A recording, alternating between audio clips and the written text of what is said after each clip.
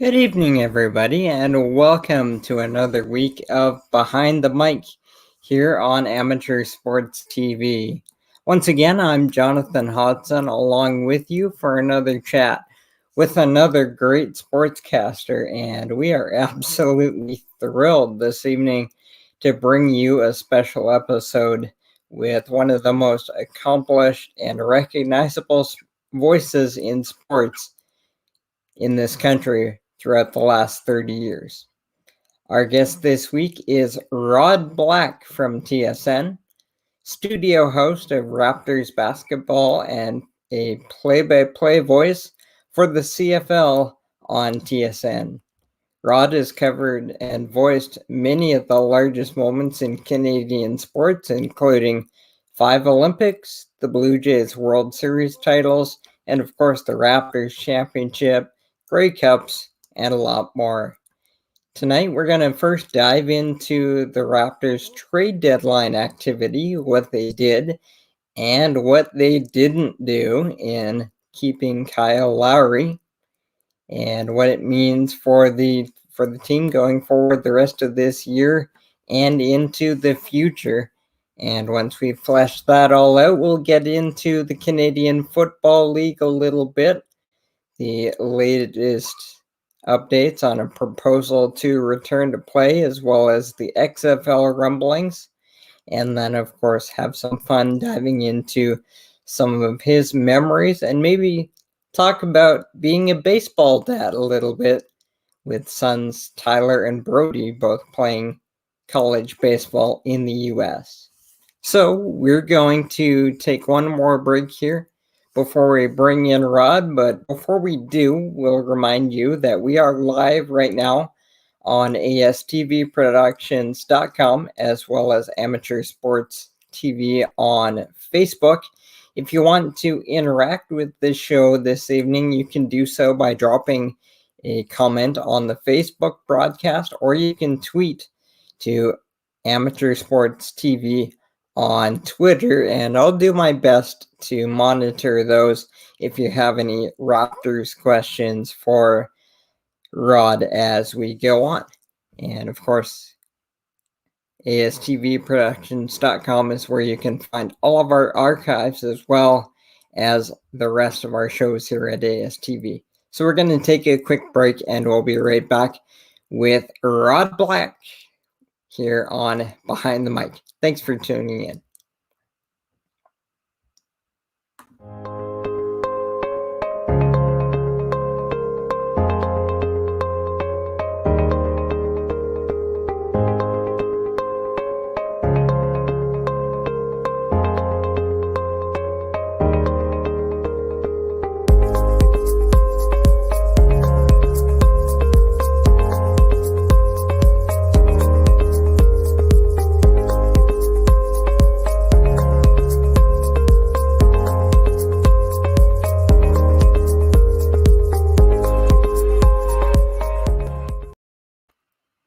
And once again, welcome back to Behind the Mic here on ASTV. Jonathan Hodgson joined now by our guest this evening, very special guest, and we are absolutely thrilled to be joined by Rod Black this evening. Rod, how are you?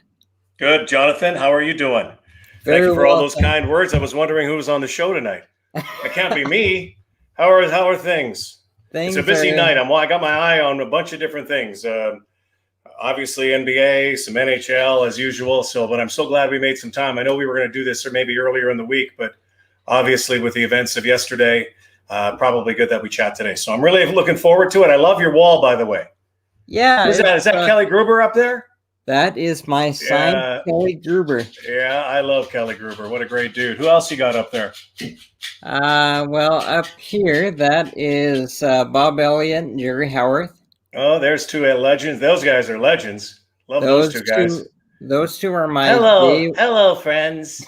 There she goes. Hi, Jonathan. How are you? Jerry Howarth is one of my favorite people on the planet. Love that guy.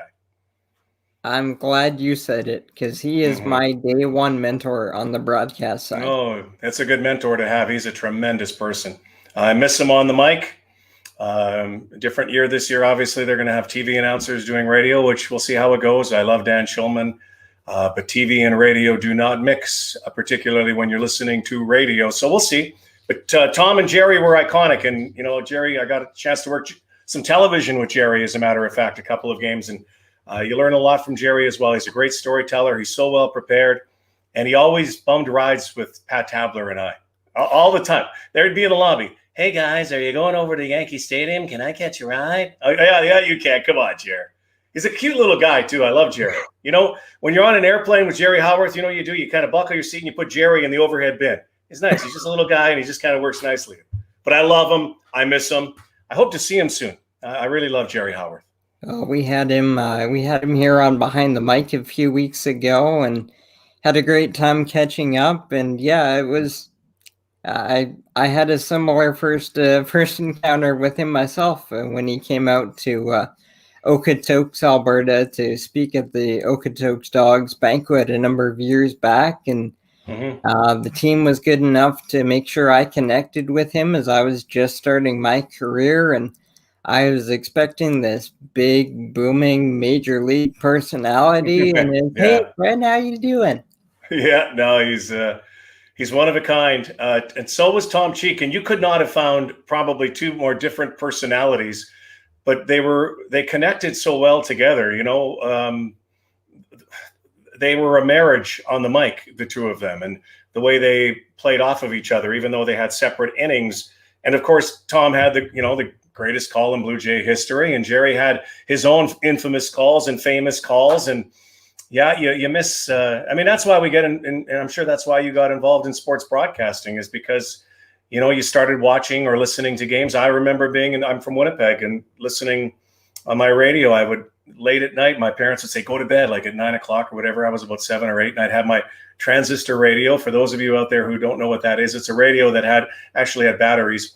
You didn't have to have an iTunes account or anything, and there and there were no pictures on it. You couldn't actually see, but I could tune into the local broadcasts. My heroes were like Ken Nicholson and Kurt Keelback for the Winnipeg Jets, and Bob Irving, Cactus Jack Wells for the Bombers. So I listened to those games, but I also would turn down the dial to 720 WGN, and I could get it clear. I could actually get it clearer than the Winnipeg stations.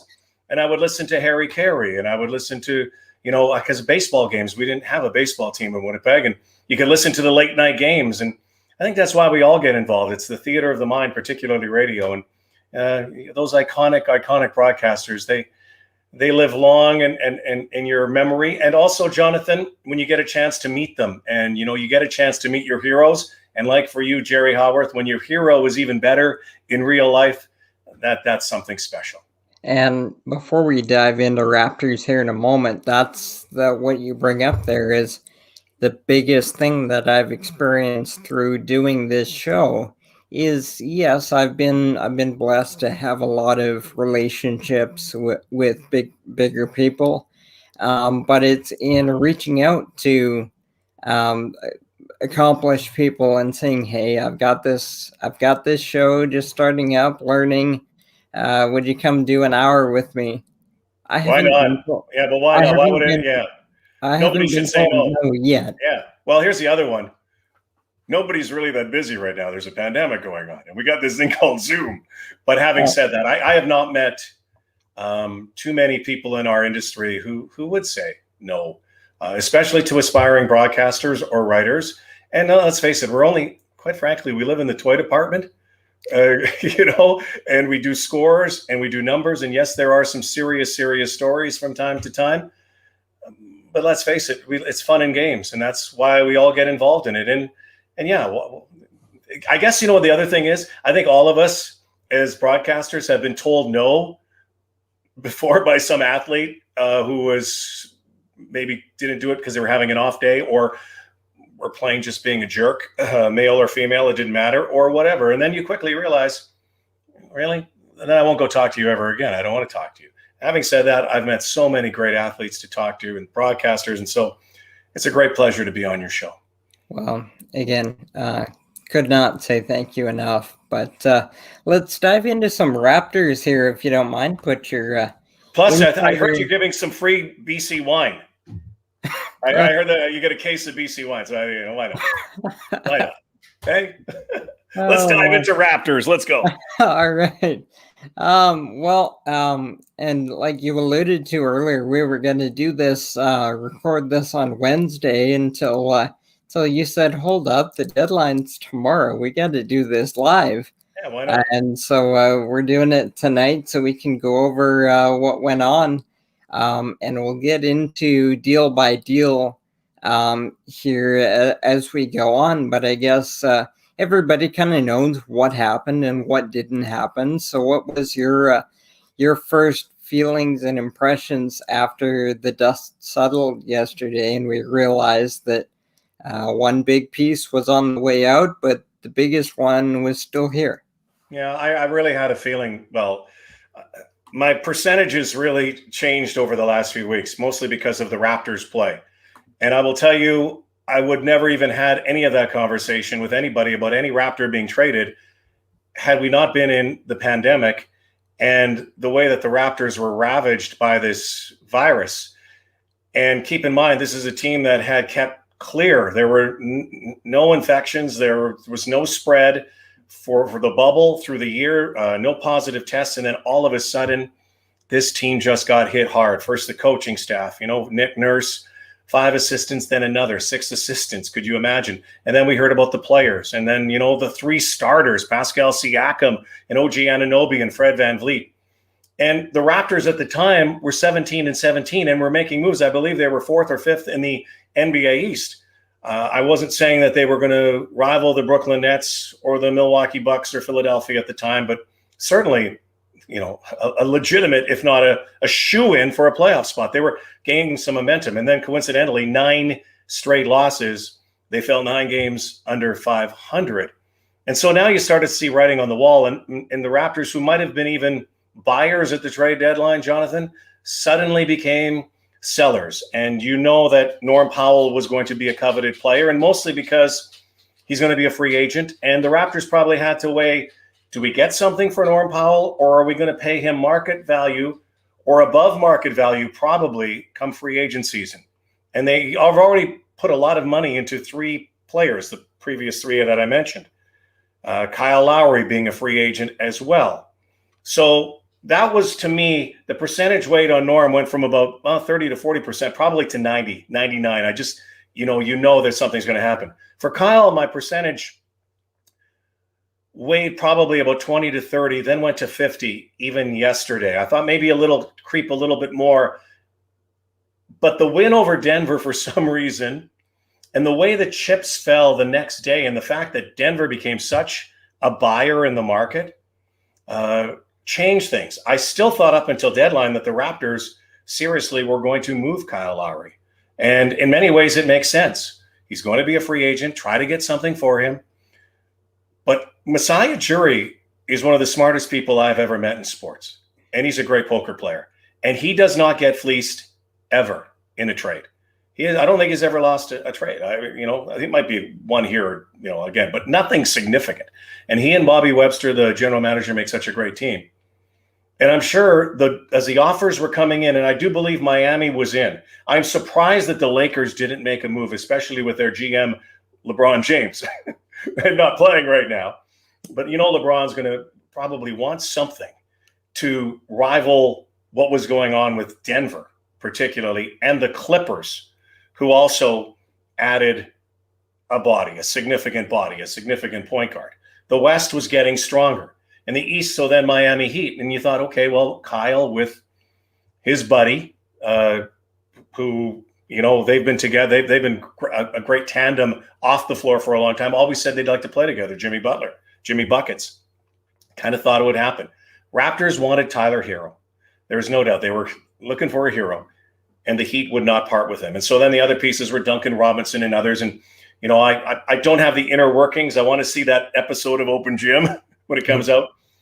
But I'm sure they took the last offers, the buzzer beaters, which came in around 10 minutes to go. And they looked at it and said, hey, we are going to get more if we do a sign and trade with Kyle in the offseason. So on all those Raptor fans who are very nostalgic and celebratory, hey, Kyle's still here, by the way, and that's great.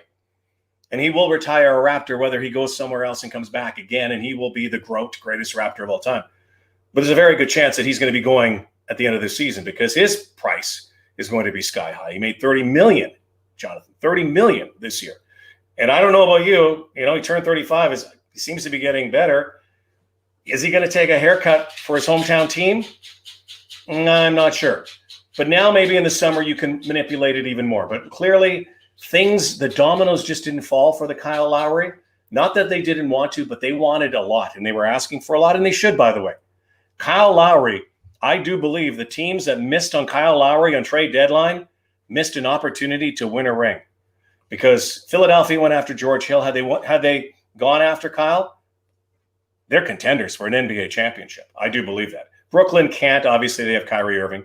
Milwaukee, they've added PJ Tucker and others, and they're okay. I thought Boston might have been able to do that at the time. I really kind of thought that, maybe Boston, but I couldn't. And here's the other one. Why would Masai make a deal to the East? So you had to think West. And then I thought, well, the Clippers, Kawhi Leonard, why not? But then they went after Rondo. So then I thought logically Lakers. And I think they might have been late to the table. But I do believe whatever team missed on Kyle Lowry missed an opportunity to win a ring. He is that good of a leader. So, sorry, that's a long, long answer, but that's what happened. That's what happened yesterday. And other teams got really good. Like Denver got really, really good real fast. And, adding Aaron Gordon and JaVale McGee. They got really good. Miami got good too. Adding Victor Oladipo. And I think they pivoted to Oladipo at the end because I do think they wanted Kyle. But it's very interesting what happened yesterday. And I'll tell you what, I had like 4 phones going. My happy hour came at 3:00 because I needed it right after that. Yeah. So just kind of wrapping up what they did in case people need a refresher, it was Norman Powell out to the Portland Trailblazers for Rodney Hood and Gary Trent Jr. Then there was the move of Terrence Davis to Sacramento for a future pick, and then Matt Thomas to Utah for a future second rounder. And that begs my question. They were clearing space. They were clearing space, thinking that something might have happened, for sure. That's certainly what it looked like. And like you said, they probably just weren't willing to take the deals that were out there. So it leaves the roster in an awkward spot for the rest of this year, where they unloaded a win now piece in Norman Powell, but they kept one in Kyle. Mm-hmm. And so they're kind of caught in the middle, where you might say could serve them better to get a better pick, but having Kyle, they're not going to be in that mindset. So where does kind of going half in, half out in this deadline as it played out, where does that leave them for the rest of the season? Well, they got still a very good chance to get into a play-in game. 3 or 4 games. They go on a streak here. And, again, I'm sorry because I got like one game. I forgot also when I said let's do it live is that the Raptors were playing. Fortunately, it wasn't on TSN tonight, but I still watch every game. So, and they're playing against a very good team in Phoenix tonight. It's only a 1-point game. And they added 2 good pieces in Gary Trent and Rodney Hood. Don't discount that. And I love Norm Powell. And Norm Powell's had an incredible year. Incredible. That's why Norm's going to get paid. He is going to get paid. The general is going to get paid. But also, when you don't – my thing about the NBA is your numbers are always going to increase when you get more basketball. And Norm got a lot of ball.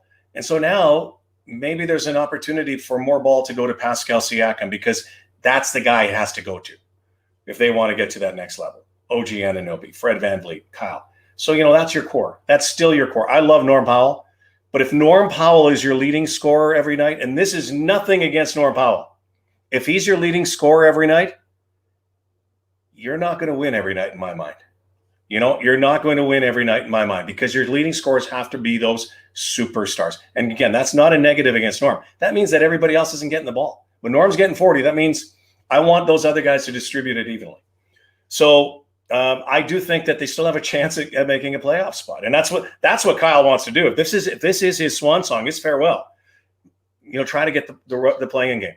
They still got a good more than a quarter of the season left. There's still a lot of basketball to play. The problem is there's a lot of games. Still no home court advantage. They can't get any ravaged by COVID anymore. So if they can string together, if they can go a 7 of 10, for instance, they go 7 of 10. They're right back in the running, 8-7. And keep in mind, Chicago also got good yesterday too.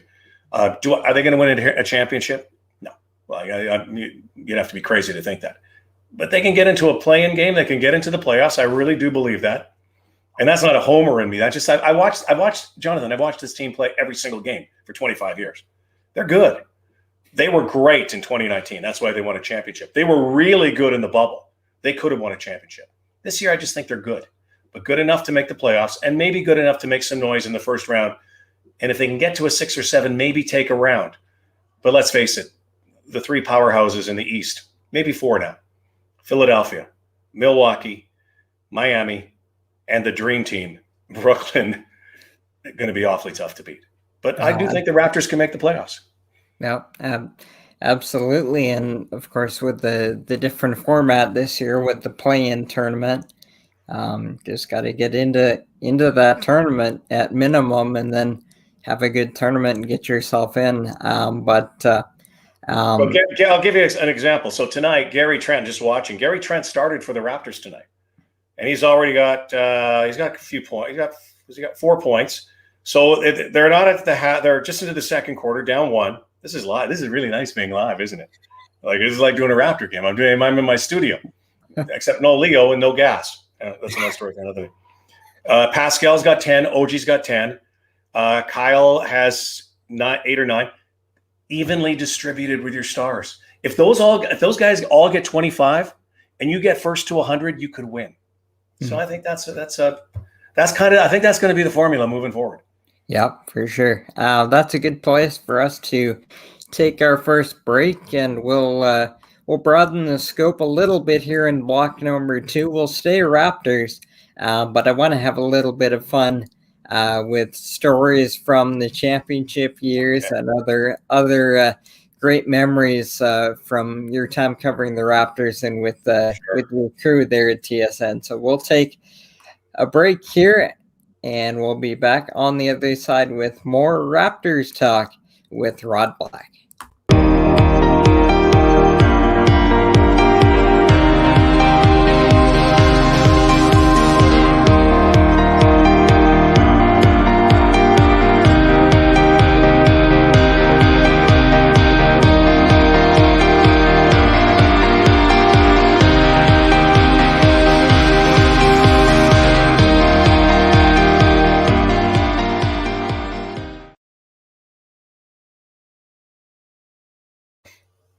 And back here on Behind the Mic, Jonathan Hodgson in conversation live with Rod Black from TSN. Spent our first blog talking about the Raptors trade deadline and where they go from here. And I want to open it up a little bit, the conversation to a broader scope with having a little bit of fun looking back on past memories with your time covering the team. And of course, first thoughts will go back to a couple of years ago, the championship season and the championship moments. I know there's a great picture of your crew in Oakland after the clincher on the floor holding the Canadian flag. Looked like you're already having a blast. What do you remember most about covering the first ever NBA title for the Raptors? Well, I do remember that night. I actually do remember. It was a crazy time, quite obviously. First of all, like, it's nice to cover, but we didn't win anything. I mean, we just broadcast. But it's still cool when a team, Jonathan, comes through, a team that you've been covering. Honestly, I got a little emotional because it was 25 years. Leo and I did the first broadcast, first game. I was there when they announced the team name. We were there as a network to cover the games. I covered the Grizzlies as well, hoping that they come back someday. So, it was easy to get a little melancholy, I suppose, and nostalgic and look back at all those years. And as that clock was winding down, I definitely had something in my eye. I can't remember what it was, but anyway. And I do remember, the way, first of all, Kawaii Leonard played, Kyle Lowry played. Here's this thing. Golden State has one of the best fan bases in a normal year. normally it's number 1 or 2 with OKC, but I do believe the Raptors fan base is the best fan base in North America. I don't think it's even close. Anyway, Oracle Arena that night, there were so many Raptor fans, and it was like a home game, and they were cheering. And of course, the Raptors had a little bit of house money because they were up 3-2, and if it had gone to a Game 7, who knows, would have known. It might have been different had Kevin Durant been healthy. Let's face it. But I remember counting down, and here's a little crazy story: is we were going down courtside to do a post game. As we got actually pushed aside by that same security guard, that Masai Ujiri. That was before Masai had his run-in with that guy, who was an absolute jerk. And so we said, well, he's actually physically pushing us off the court, and we have all the accreditation. And I'm in a suit. We're all looking at him, whatever. We kind of snuck in after that. Then we joined the group. I kind of remember Masai not being as joyous as he probably should be because of what just had happened, which was a very unfortunate incident, stole his moment. And then, of course, we were on the air for hours after. Was special. Shaq came over, and we had him on the air, and Kyle came over, and I think we drank beer with Kyle on the air. We actually kept our jobs, which was kind of cool. Then we went upstairs. We had to do a post-game show, and it's this sort of a après Raptor show that was online. So Jack, all the announcers were there, and again we were having a couple of bevies, and then we went downstairs and did that shot that you saw with Matt and Leo and Jack and I cherish that shot. It's in here somewhere. I should say I cherish it more, but I love that picture. Hang on, there it is, right? Yeah, there it is, right there. There it is, right there. Yeah, there it is. Yeah, that's the shot, and I love that. And I love it because of the Canadian flag more than anything. So anyway, then we go to the party after, and the Raptors had a party, and I think they spent about $250,000 on this party, and win or lose, that party was going on. And it was right beside the Golden Gate Bridge on the Oakland side, before getting to San Francisco. So I went there for a few hours. Actually, I got out of there probably around 4:30, 4:45 in the morning. Great party. A little more subdued than you thought. Players were actually more relieved.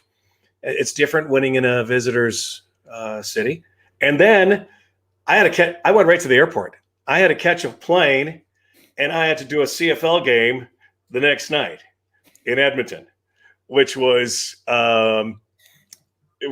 wild. And I was running on fumes on Red Bull for sure. And it was spectacular. I'll never forget it. I'll never forget the run. I'll never forget the parade. I'll never forget that team, how good they were, how they were led, how the trade with Kawaii Leonard became so impactful, how Kyle Lowry led that team, how Fred VanVleet did what he did, how Nick Nurse coached his way through all of those series, the Kawhi show, so many memories. And they'll always flood back. Hey, in Canada, we will always have an NBA champion, whether we have another one, and I think you could, a couple years down the road, you never know, build another dynasty. But boy, that night, I've been so lucky, Jonathan, in this business to be around great moments in sports, World Series and World Championships and Cups, and that one ranks right up there for me. Again, mostly because we had been there from day one. And we'll go into that. It's something that you and I have talked about for another project that you joined me on, which thank you again for that as well, talking about your son Tyler at Wright State.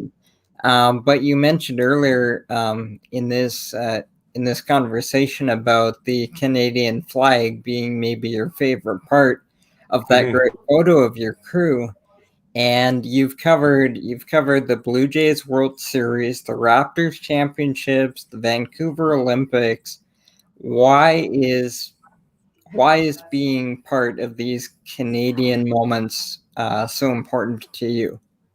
Well, I think it's because we live in the best country in the world. And probably when I was growing up, Jonathan, being a young athlete, hoping to become a professional athlete and then wanting to become a broadcaster, I'll be honest with you, beyond hockey, which is our sport, obviously, we didn't win a whole lot in Canada. We won, I remember in '76, and we didn't win a gold medal in our home games. And I watched, but we cheered for bronze. We cheered for great performances.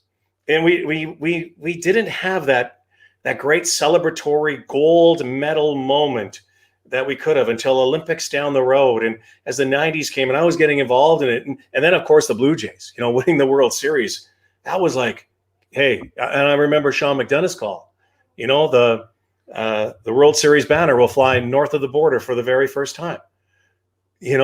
Proud to be Canadian. We had Olympians. The Olympics do that to you. They give you chills because Canadians becoming the best in the world. And by the way, it's not always about winning a gold medal or winning championships, but I'll tell you what, it is. And I think we were such underdogs as a nation, and not winning for such a long. Yeah, again, Stanley Cup was, we were winning in Montreal, won a lot in Edmonton Oilers. We had the greatest hockey player in the world, but the other sports, the big sports, we really didn't compete in and didn't win in. And that's when we started to win. And so in the 90s were incredible, and getting those 2 back-to-back world championships, which I will never, to me, I still think they rank up there. I mean, 72 Summit Series was huge, obviously. That was my 10th birthday, by the way. When Henderson scored for Canada, when he did that, that was, that was special. But it was, again, just Canadian, and it was against Russia, and they probably didn't even put it in the paper the next day because they lost. But 90s, we just became this nation that, the world had to take notice athletically. And then the basketball team came, and more kids playing basketball. Then the Olympics, more medals at the Olympics, and gold medals at the Olympics in 92 and 94 and 96 and 90. And we started winning. And then I honestly believe our nation, again, growing up, people just didn't wear the flag very much, And I know our American friends, and you probably have some people watching in the States, our American friends are very proud of their flag, and they should be. They're historic. We never did that. We're Canadian. We just kind of say, "Oh, sorry," sorry. And we've always done that, but we've never really stood up and been proud Canadians. And we started wearing the flag more. And we started really wearing the flag more in 2010 in Vancouver. And that was kind of this enlightenment athletically for us. And that Olympics, I will never forget. I will never, ever forget just being there on home soil. It was kind of the Summer Olympics, the way the temperature was, though, and all the medals that we won and the golden goal. And for me, it was skating rink and short track skating. And, we just skate. We're proud to be Canadian. And that's why it's nice that people wear we wear that flag. And now we wear it all around the world. And I don't think it wasn't because we weren't proud before. I just don't think that that's so Canadian. No, we're okay. Just whatever. Yeah, we're Canadian. Now we wear it, and our athletes wear it. And by the way, you look around the world, Jonathan, soccer players. We got some of the best soccer stars. We got some of the best basketball players, some of the best baseball players. We're in that our sporting world has grown, and we've achieved so much. So yeah, the Olympics, being Canadian, there's nothing like it, and I can't wait. I hope the Olympics go this year, and we'll be watching. You watch as a nation. Now, before we go to our next break, I wanted to ask you a little bit about baseball. Being a baseball first guy myself, I grew up in a baseball organization, and of course had a chance to visit with your son Tyler. And I wanted to ask you about your Blue Jays days. We of course touched on the studio work you did during the 92-93 World Series. But you also did a number of years of play-by-play on a couple of different stretches. And you mentioned before you worked with Pat Tabler, but you also had the chance to work with Joe Carter. Just explain the impact that had on yourself, being able to work the Blue Jays on a daily basis, and if you would kind of get into that tie-in on the impact that had on your family. Yeah.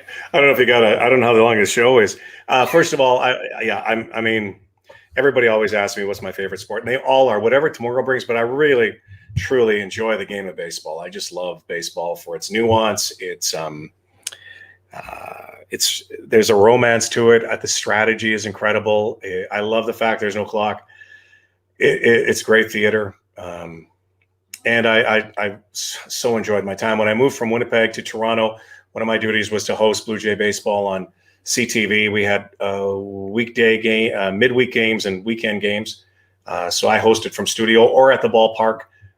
Don Chevrier, the late Don Chevrier, was a play-by-play announcer. Tony Kubek was there. Fergie Oliver.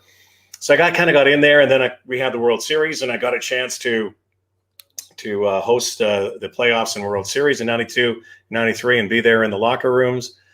And, who would have known, I guess 4 or 5 years later, we would have we started Sportsnet at CTV. It was going to be S3, but it became Sportsnet.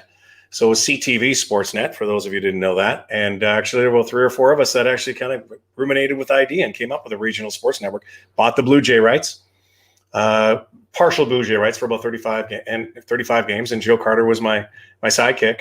And Joe and I always had a great relationship. I mean, I love the guy. He is what he is. He's that smile. He's got swagger. I play a lot of golf with him. He's a very generous guy. I can't tell you how generous he is. I've seen it before with people. He gets asked every single day, like Paul Henderson does about the goal. He gets asked about that home run. And then I got a chance to work with Tabby, Pat Tabler, who became a great friend as well. But their connection is kind of a funny one. It was July 26th, the year 2000. And my wife, Nancy, and I were about to have our first child. And the Blue Jays were playing the Cleveland Indians on the 26th, the noon game. And I thought we were going to have the baby sooner. And I thought maybe a little bit later she was going to hang on. And it got a little bit late innings, and we didn't have a replacement for the next day. There was nobody to replace me the next day. As we went into the 7th inning stretch the night before in labor, this baby's coming. I'm kind of going, when is this baby coming? There it is. So anyway, I'm telling Joe, I said, Joe, don't worry. I'm going to do the game. I don't know. We kind of knew it was going to happen. I said, I'm running on fumes. I'm doing the game. Whatever. Okay, Rodney, don't worry. If you need a place to stay, come over to the hotel. Come to the hotel. Don't worry about it, Rodney. I got an extra bed. Don't worry. Get some sleep. We'll have the game. Whatever. So we have the baby at 3:21. I'll never forget. 3:21 in the morning. Tyler was born, and we didn't have a name actually yet. And so I stayed for a few hours. I had to go get some sleep, and I was going to come back and see my wife and the baby before I went to the ballpark. Again, I have to work that day. So that's the hazards of being a contracted guy and also doing sports. So I go over to the Skydome Hotel, called the Skydome at the time. And I go to Joe's room and I knock, and Joe comes up. Oh, Rodney, I was like, congratulations, he gives me a hug. I'm a new dad. And I look, and there's only one bed.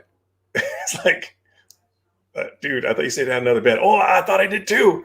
And so now it was like the Planes, Trains, and Automobiles movie where I kind of put a pillow in between. Joe was on one side, I was on the other. I only slept for 2 hours, but I can honestly say I slept with Joe Carter. And so now I go back. We come up with a name for Tyler at the time. I come back to the ballpark and do the game, and the Jays won that day. And it's so funny, in the game that day, were so many people that years later I had the score sheet signed, right? So I had the score sheet signed. I was higher than Kite, and Tyler gets born. My kids just became, like my wife and I were just sports junkies. They became pretty good little athletes, and Tyler and his brother Brody became really good little ball players through the years. And 18 years to that day, Tyler played in an East Coast pro game at the Dome. 18 years to the day he played there. And I look back on the score sheet from that day, and it was crazy. All the people that had influenced him during his rise to his 18th birthday in baseball, from Paul Spalgeric, who was on the roster that day, Robbie Alomar, who's worked with Tyler an enormous amount, was playing for Cleveland that day. I believe the Butler were playing that day. Andy Stewart was the bullpen catcher that day. His wife at the time was singing the national anthem. Andy Stewart worked with Tyler hitting years later. I looked through it, and all of these people were on this score sheet. It was almost like the kid was born to play ball, but it was a day I'll never forget, a game I'll never forget, a score sheet I'll never forget. I'm sure Tyler gets embarrassed when I talk about it, but they love the game probably more than I love the game. My 2 boys, and they've been lucky enough and gifted enough to go down and play NCAA baseballs, which is great for them. That's fantastic. Of course, we mentioned Tyler starring right now at Wright State University in Ohio. They had their win streak snap tonight. Oh, no. They lost. Yeah, they lost. They were down 11-2, and they ended up losing 12-10, but they still had a pretty good game. You know what? I don't like win streaks in baseball. Sometimes you just kind of, then start another one tomorrow. So it's sad, though, because fortunately some of the games are broadcast or, you get live stats, but some of them are on ESPN, which is nice. So I get to see. But normal years, we'd be down to watch our boys play. But this pandemic has kept the borders closed. And so it really is kind of sad. I feel bad for all the parents out there whose kids can't play, first of all, because of sports. That's a story. It's a huge story. And, of course, parents who can't be there for the kids to watch their kids play. For sure. We're going to take our next break here and be back with one more block with Rod. And only one? I can go all night. That's not good. If you got time, I'll go as long as you want, man. We can turn this thing off when we hit our time slot, and we can just keep going. Whatever you want to ask, whatever you want to do. It's good. We're going to be back for one more segment with Rod, and we're going to go over to football and talk about the Canadian Football League when we come back here on Behind the Mic with Rod Black. Why go solar? Solar is better than ever. Our revolutionary design and inverter equipment with the latest in solar panel technology for the ultimate in-home and business security. That's right, I said security. Grid security and security of your home are linked. Fortify your future today with a battery backup system. No maintenance, quiet running. Did you know in Manitoba, grid-connected, off-grid, and battery backup systems are 100% right off in the year you purchase for any company or farm? Do you want to back up your internet, keep your tills running, and the lights on? We can install a system that is right for you with battery backup fully capable of taking on all those essential loads and keeping you running. When you call our experts at Evolve Green, ask about getting your free energy audit today. Call or email today to find out what system works best for you. 1-866-5EVOLVE or support@evolvegreen.ca.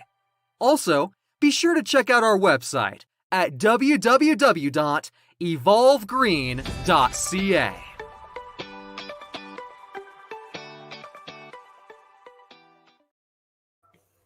Back here on Behind the Mic on ASTV Productions on our website and on Facebook. Jonathan Hodgson in conversation with Rod Black from TSN. We went basketball heavy in the first block, a little bit of everything in block number 2, and in our final segment here, I want to get into a little bit of football because that's another big part of your role at TSN that's had to take a bit of a pause the last year plus with COVID putting a halt to last season in the CFL, but they're trying to come back for this season, and it would seem imperative that they do. We'll start with their latest bit of news that on Tuesday there was an offer put forth by the league to the players to essentially, if they were to play a whole season without fans, there would be a 20% pay cut to the players, and if fans are gradually allowed back in, that some of that money would come back to the players. What's your initial read on not only that offer, but the general state of the situation the CFL finds itself in for the upcoming season? Yeah, well, first of all, I honestly thought they were going to play last year. And then just because of the way things were playing out down south with leagues opening up and the way they were playing in the bubble that was working so well for the NBA at the time. And then, the NHL playing, and things looked promising. But what we quickly realized is that the Canadian Football League is a gate-driven league. And most of the revenue is from people in butts and seats. And so, very disappointing. I still believe they might have been able to try to salvage something last year just to remain in the headlines, remain relevant.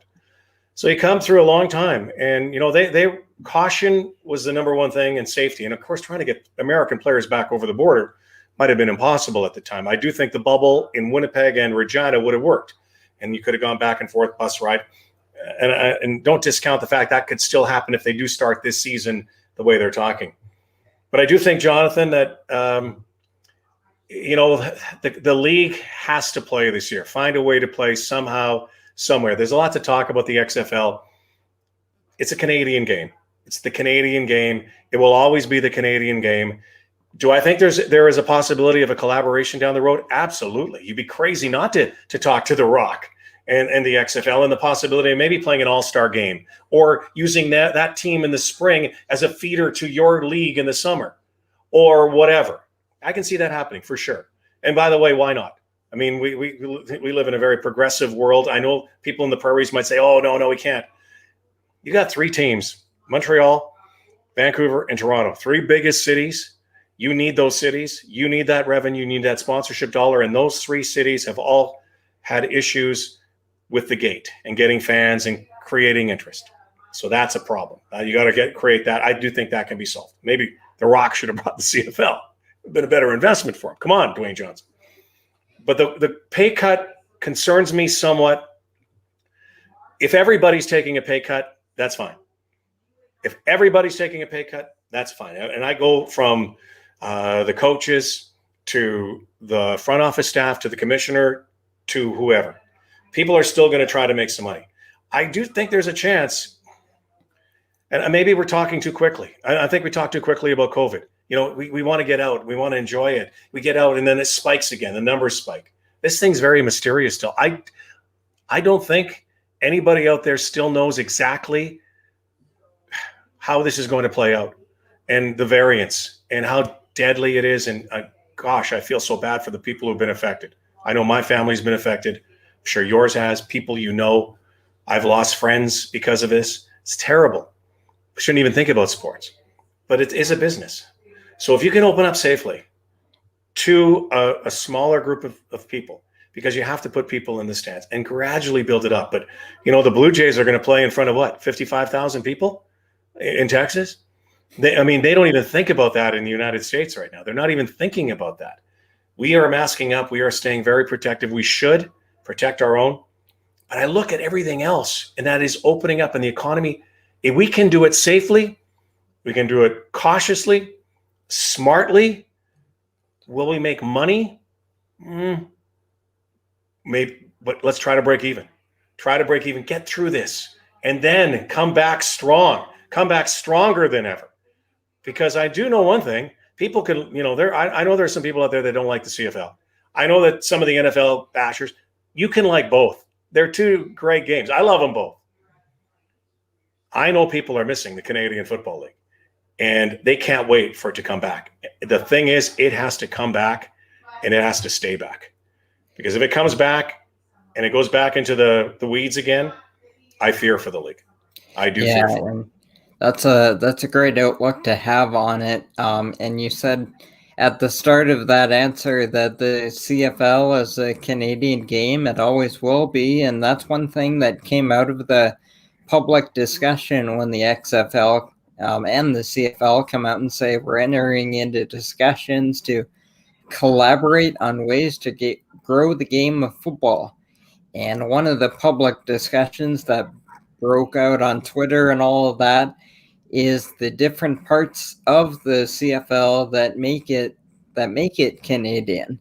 Mm-hmm. And so with you having been, in the league from a broadcaster standpoint for so long, and you've seen so much, what is it about the CFL that really makes it a part of Canadiana? Is it the funky rules? Is it the CFL weeks and the CFL parties? Is it being the only pro sports team in Saskatchewan? Like, what do you think of first? I think you hit on all of them. I think that's a great. I think we live in such a big country, and it's a very provincial country, quite obviously, but it's a territorial country. Everybody has their own region, and every region has I think we're all Canadian, but I think there are different cultures to every region. I think there are different economies to every region. There's different swagger to every region. And because it's such a big country and we only have 9 teams, hopefully we get the 10th in Halifax. And again, I think that's part of the recovery. And I do think it'll happen. There's just so much to it. I don't know if you've ever been to a Grey Cup, but there's nothing like the Grey Cup game where you're in a stadium with 50 to 60,000 people. And it's just not predominantly one color, but there are colors from all over. And because there are colors, it's such a mosaic of colors across the country. And we got orange and we got green and gold and we got green and white and we got blue and gold and we got blue and white and we got black and gold and we got red, black and we got white, red, white, and blue. It's such a great rainbow of colors. It's beautiful. And it's the only place where they call it the national drunk. And it's a party for a week. It's unlike the Super Bowl, where it comes in for 2 weeks, asking players all these, and there's a big betting line. I do think gambling is, by the way, I should point out that gambling is going to be, and not that I'm a proponent of it, but betting is going to be a huge thing moving forward. Prop bets are going to be a huge thing moving forward in all sports. And CFL has to capitalize on that, and I know they will. But the CFL there's just something about being, you can walk down the street in the middle of Grey Cup week and everybody's just having a good time and they jab each other, they chirp each other, and they have a great time.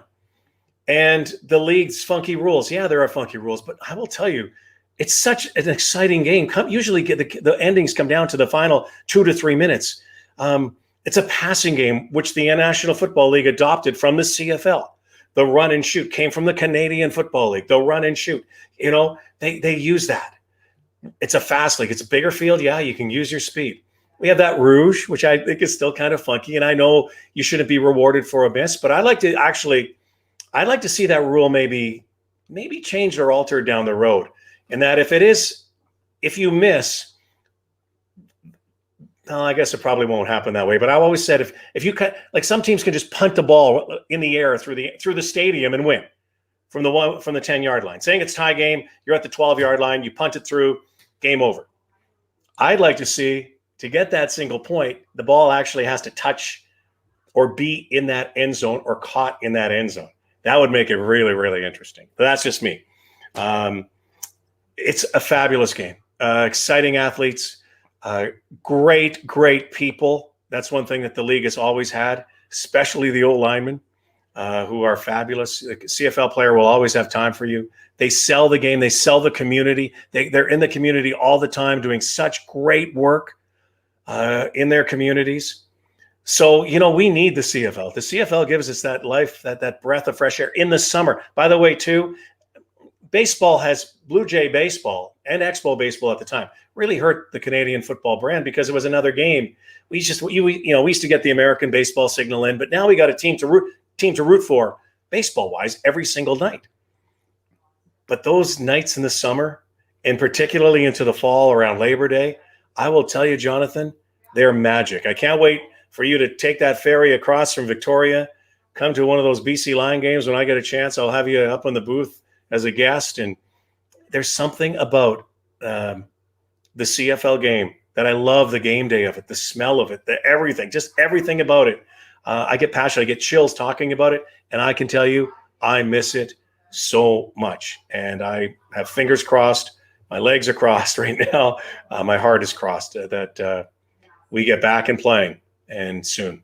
Well, we talked earlier about how generous different sportscasters have been, and that's kind of a trait that pretty much all of us seem to have, and that gives me a decent segue into getting into talking about Chris Schultz a little bit, if you will, who passed away recently after a heart attack. Longtime CFL and NFL coverage at TSN, and I obviously knew his on camera persona, and learning so much more about the person in the recent weeks. What stands out to you about working with Schultz? Oh, so many stories. Hang on. You know what? I got to do something. I got to grab something. I got to show you something else. Hang on 1 second. Hang on 1 sec. 1 sec. Hang on. 1 second, Jonathan. 1 second. Hang on. 1 second. 1 second. 1 second. Oh, hang on. Hang on. Hang on. Hang on. Hang on, Jonathan. I know this dead air. Hang on. Hang on. Hang on. Back. I'm back. There you are. Okay. I wanted to show you this for a reason. Are you still there? Hello. Yep. There he is. Okay, there you go. I wanted to show you this. I've never shown anybody this, actually. So Schultze was a larger-than-life personality who had a few personalities, as a matter of fact. He could be harsh at times. He could be cutting at times. He could have a chip on his shoulder. He played with the Dallas Cowboys, of course, and in the Canadian Football League with the Argos and one of the greatest teams of all time. He should be in the Canadian Football Hall of Fame. I hope there is a movement to put him there. He should be, without a doubt, in the Hall of Fame. But to me, he was a real gentle heart. He was a big dude, man. I'm telling you, he had the biggest hands. He engulfed you.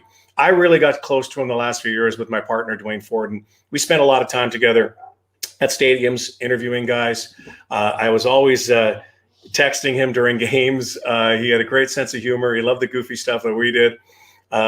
He was a gentle giant for sure, and he had a great community heart. Tackle Hunger program, but his journey was so unique. I mean, he took buses down to the United States. I didn't even know that, to try to walk on to Michigan, and didn't. You know, he knocked on guys. This big guy knocking on people's offices to try to get onto teams. But eventually he made it. He wanted to be a pro football player. Then he was very shy guy, and didn't come across on our panel. He was the voice of reason, the guy at the end of that thing. And he also had that good line every once in a while. And he was funny, but we miss him.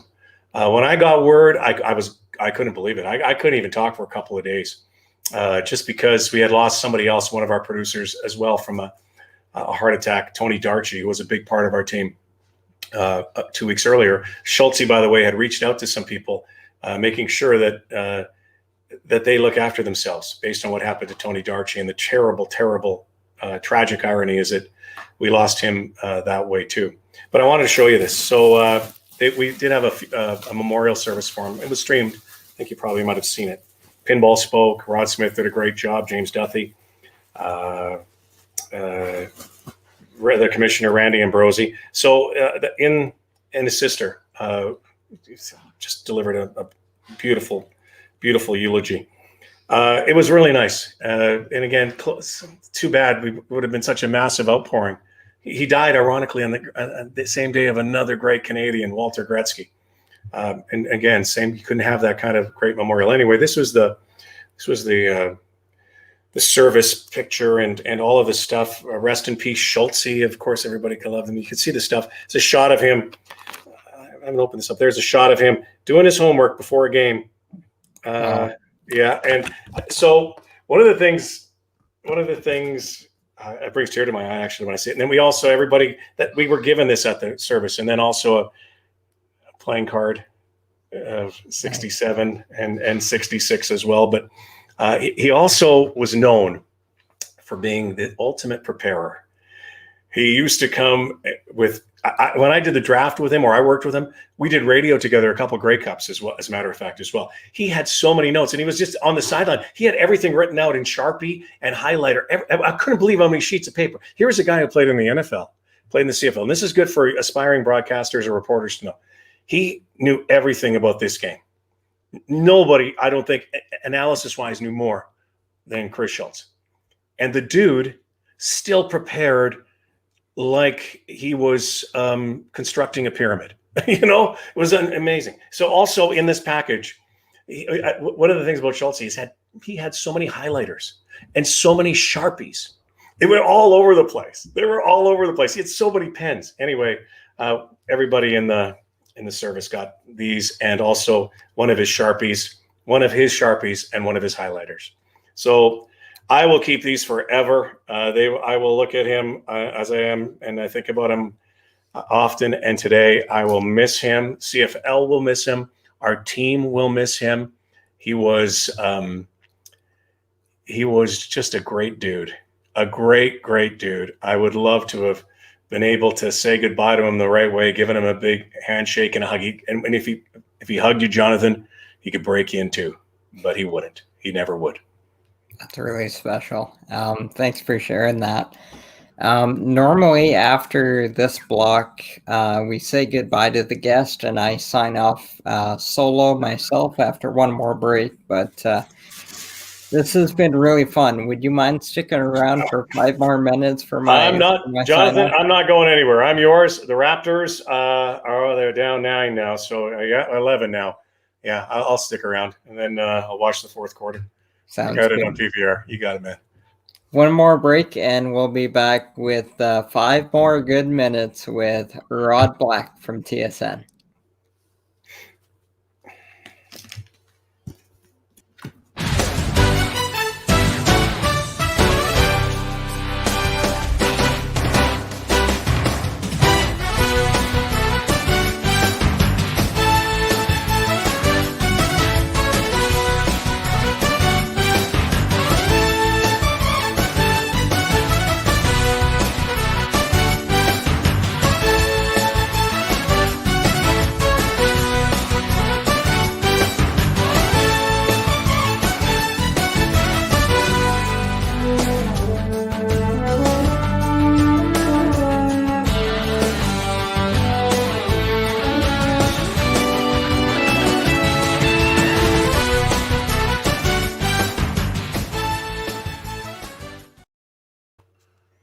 I like ASTV, by the way. I'm liking that. I like that. It's quite a thing, isn't it? Oh, yeah, I'm liking that. So we're back here for our final block with Rod Black from TSN, Jonathan Hodgson back along with you. And Rod, this has been just an absolute blast chopping it up with you for the last hour. And I alluded to it before that we were going to do this recorded on Wednesday, and we put it together that the NBA deadline was the next day, and it would make a better show if we did it live after the deadline. So you said, yeah, sure, we'll do it. And I've said before about that's a characteristic of a lot of the top broadcasters. What is it? I've 2 questions kind of on this angle, but the first one is, what is it that instills that in people like yourself who have done stuff that most of the rest of us can only dream of, that when you have somebody in my position that reaches out, that it's so generous to not only give me your time for the show, but be a part of my process to make my product better? Well, you also didn't mention that I'm going to come over and paint your house and wash your dishes. No, I'm only kidding. I'm only kidding. Jonathan, we're all the same. And honestly, every one of us, I'm sure they probably tell you the same thing. We all started out the same way. We all started out like what you're doing. And I remember the days when I first got involved in broadcasting, and I had mentors that I looked up to, and rarely did they say no. And, you'd ask for help. And sometimes when you're young, you don't ask for help. And I tell the kids out there, ask questions, make mistakes. Be yourself is a big thing. Be yourself is a huge thing. But make mistakes, and don't be afraid. Don't be afraid to ask and knock on doors. And what's the worst thing that can happen? And I don't think I've ever said no. And I think it probably comes back from my roots and my family roots, and probably because I have a sports background and I come from a very humble beginning in a suburb of Winnipeg. And I'm not going to say it was a one-horse town because we didn't have a horse. And I'd say I live on the wrong side of the tracks. We didn't have tracks. But it kind of forged where I came from. And I honestly said at that time, too, if anybody – I remember the day when I was a young teenage kid, and I was working at a roller rink of all things. And I would ask local radio personalities, because I was a DJ, I was 14 and 15, if they would come. And I remember some didn't come. And I do remember the ones that do come. And I always said, if I ever got that opportunity to give back, let's face it, we're just broadcasters. From this, again, we're lucky enough to get, you do this long enough, you get to get tickets, front row tickets you don't have to pay for, to great events. And you hope that you can tell the stories and form a narrative for people and be that soundtrack for their mind. I take that very seriously. I love having fun, but I take that and the responsibility of it and the hard work that goes in. As much fun as it is, it's a lot of hard work. But I also appreciate giving back and how easy if somebody says, do something in your community.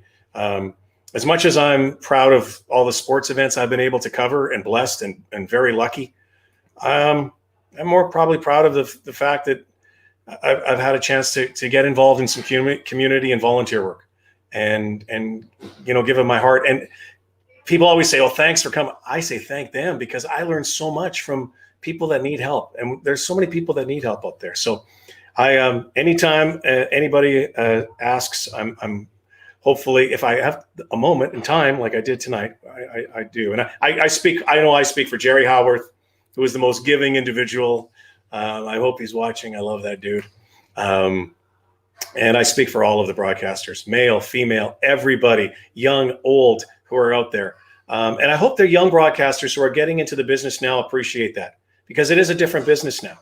It is a very different business. There's a lot of, the reading goes on. Everything's technical. It's a social media. It's about opinion based now. Opinions are really good and we all have opinions, but opinions are kind of like buttholes. Everybody has one too. So, if you're going to have opinion, have the other side.